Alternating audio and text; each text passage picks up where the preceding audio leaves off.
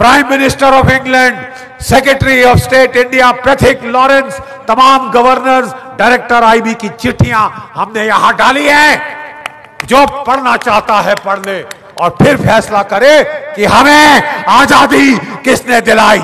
70 साल तुमने झूठ बोल लिया है, लेकिन तुम्हारा पर्दाफाश हो चुका है। सत्य में एक बहुत इनकन्वीनियंट आदत है, वो निकलता है 70 साल बाद, 100 साल बाद आप उसे दबा नहीं सकते।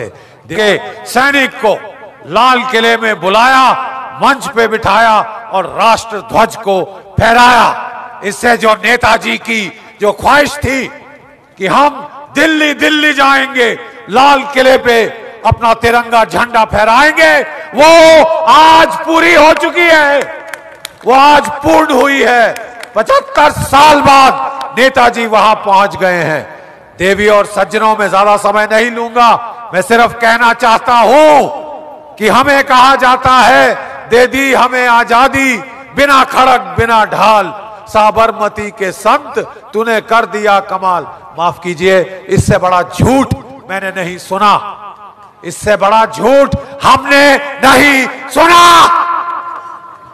60,000 की आजाद हिंद फौज थी, जिसमें से 26,000 शहीद हो गए। अभी भी बैठे हैं 110 साल के हमारे बूढ़े सिपाही, और देखिए उनके बच्चे पहलवान जो उनके साथ बैठे हैं। क्या बोलेंगे आप उनके मां बाप को जो हमारे उनके साथी शहीद हुए?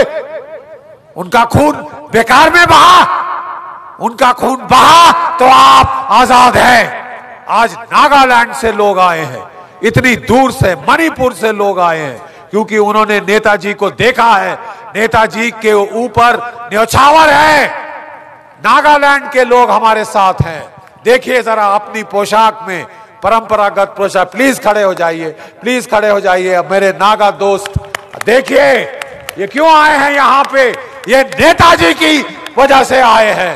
थैंक यू हमारे भाइयों बहनों नागालैंड के, क्योंकि नेताजी वहां पे रुआजो गांव में उन्होंने अपना हेडक्वार्टर बनाया था, और जो वैखो साहब के जो पिताश्री थे, फादर थे, वो उनके दुभाषी नियुक्त हुए थे, एडमिनिस्ट्रेटर नियुक्त हुए थे। उन्होंने आजाद हिंद फौज को इतना भरपूर सहायता दी थी लड़ने के लिए अंग्रेजों के खिलाफ। हमारी आजादी की लड़ाई हमारे नागा भाइयों ने शुरू करी थी।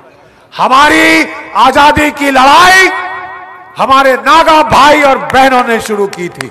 हमें बोला जाता है हमें अहिंसा से आजादी मिली। हमने रिसर्च करी है और हम चैलेंज करते हैं, ओपन चैलेंज। सारे ये जो लेफ्टिस्ट हिस्टोरियन, कोर्ट हिस्टोरियंस को आपने हमसे डिबेट करनी है, आपने सच जानना है। एक एक अंग्रेजों की चिट्ठी हम यहां ले आए हैं, एक एक चिट्ठी अंग्रेजों की जो साबित करती है। Wavell, viscount Wavell, chief of the army staff, field marshal लॉकिनले, prime minister of England, secretary of state India Pethick Lawrence, तमाम गवर्नर्स, डायरेक्टर आईबी की चिट्ठियां हमने यहां डाली हैं। जो पढ़ना चाहता है पढ़ ले और फिर फैसला करे कि हमें आजादी किसने दिलाई। 70 साल तुमने झूठ बोल लिया है, लेकिन तुम्हारा पर्दाफाश हो चुका है। सत्य में एक बहुत इनकन्वीनियंट आदत है, वो निकलता है 70 साल बाद, 100 साल बाद आप उसे दबा नहीं सकते। देवी और सज्जनों, आज हम नेताजी के सिपाहियों को राजपथ पे लाए हैं, राजपथ पे। और अगला साल हमारा निवेदन है इस सरकार को कि नेताजी का स्टैचू राजपथ पे लगाइए, जहां जॉर्ज 5 के पुतला था, और वो स्थान रिक्त है, वो स्थान खाली है, वो स्थान नेताजी का है, वो स्थान नेताजी को दीजिए। You will have to give it to Netaji, it belongs to Netaji. We will see that he gets there. हम देखेंगे भारत के लोग आपको नेताजी को जॉर्ज 5 की कैनोपी के नीचे लगाना होगा, क्योंकि असली लिबरेटर, आजाद करने वाला नेताजी के सिवाय दूसरा कोई नहीं। मेरे साथ एक बार जरा खड़े हो जाइए, आखिरी है। और जरा देखें आप में अभी भी कितना जोश बाकी है। खाना मैंने भी नहीं खाया, लेकिन देखते हैं फौजी कितना गरज सकता है भूखे पेट से। मेरे साथ बोलेंगे जय हिंद, जय हिंद। इस्लामाबाद और बीजिंग तक की आवाज जानी है। एक बार फिर जय हिंद, जय हिंद। बहुत बहुत आभार, बहुत बहुत धन्यवाद। धन्य है आपका नेताजी के भक्त जो आज यहां आए। Thank you.